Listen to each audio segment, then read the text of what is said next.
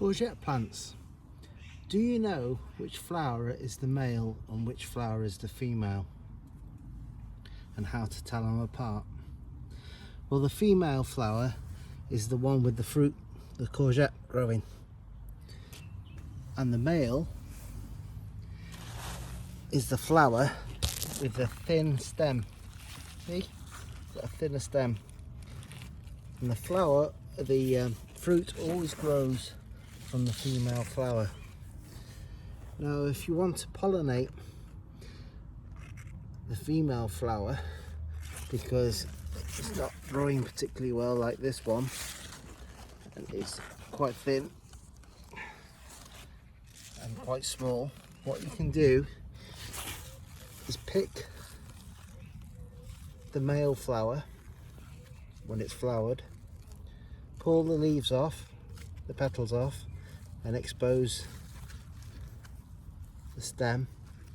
Then you can gently wipe the stem over the female stem to help pollinate it, and in a few days you'll have your courgette growing. And also, did you know you can eat the flower of the courgette plant? The flower is delicious on salads, or you could even batter it and have it as a tempura vegetable along with your courgette.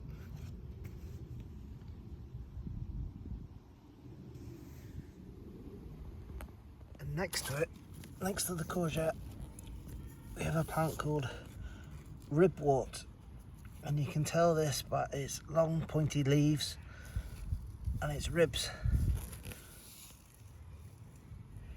Now, this is also edible, but you may want to take the fleshy bits of the leaves out because it can be quite bitter. But what also it's good for is, everyone says for a nettle sting or a wasp sting, use a dock leaf. These are better. Ribwort is better. So basically, get a clump of it, scrunch it all up and get the moisture out of it, and then rub that on your sting. It works a treat. So that's Ribwort.